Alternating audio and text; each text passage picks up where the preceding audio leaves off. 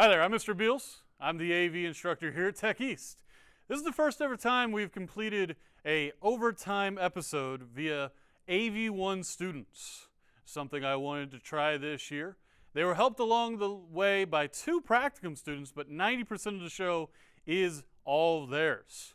They made all the packages and everything like that and used some equipment that is lower grade quality than you're used to seeing here on Overtime. It is a way to build them up to that level for the advanced class.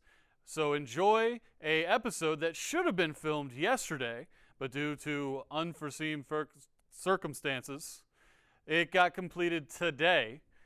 So some of the content is a touch old. Just look past that. Look at this as a building opportunity for the program. Thank you and enjoy.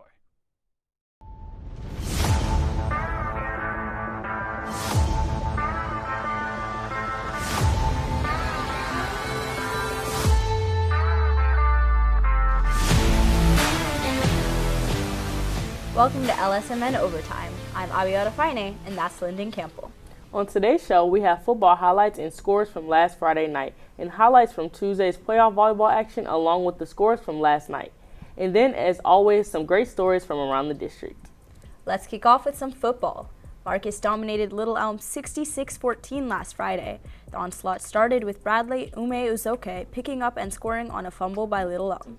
Quarterback Colton Nussmeyer got his first of 2 passing TDs on a throw to Charlie Bergeson. Kicker Owen Gall was on top of it today with perfect accuracy on his kicks. Peyton Belton would sneak by and score this touchdown. Marcus destroyed Little Elm 66-14.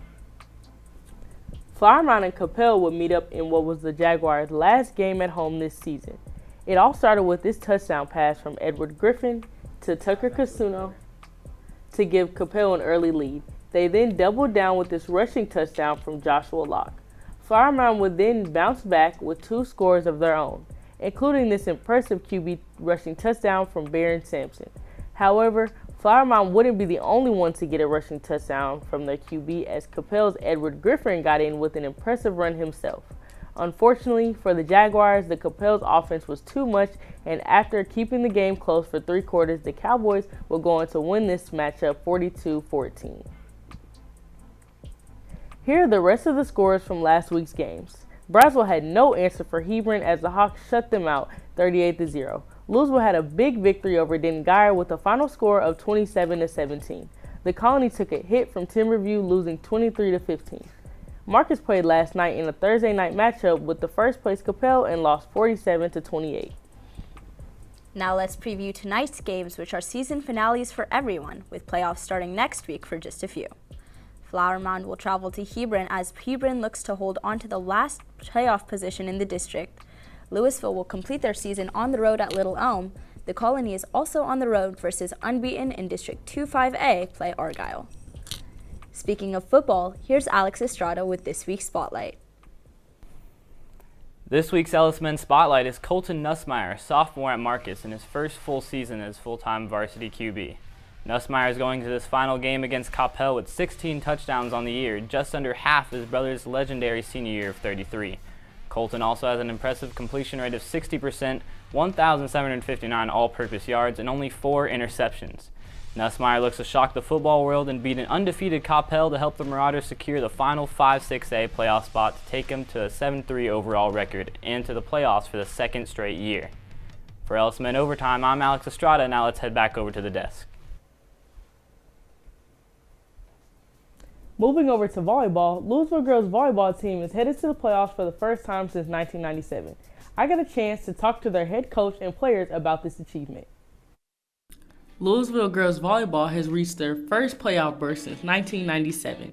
The girls were very thrilled to be in this position. I think it feels really good. My whole high school career, we haven't reached playoffs until this year. So, it just feels really good since we've been losing every year until this year.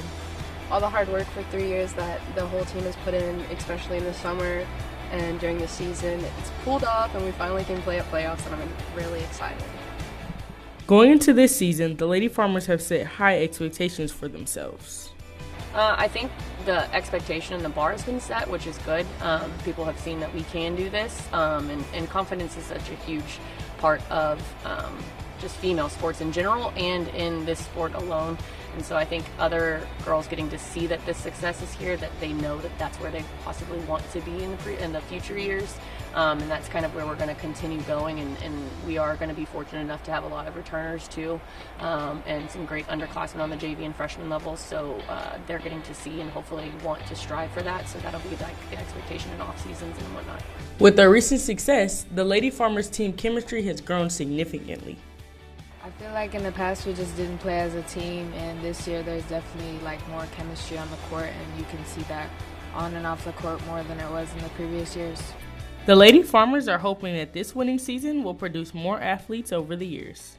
I'm hoping that the culture of this, especially for our underclassmen and even people that are going to be coming up through our middle school feeder system, can see that there is success here, that they can have success here, and hopefully it'll also want more girls to be involved in the sport. Lewisville doesn't have as many, club athletes that other schools around us do have, and so really it's just seeing the sport and getting to experience it and also experience success, and hoping that we'll continue to build that and have them want to be a part of the program. Mm-hmm. It means we're going to be winning a lot more. Even in the future, I think we should continue to have that dog mentality. Like Aubrey Dean, she's going to continue being that captain and lead that team even when me and Milan are gone.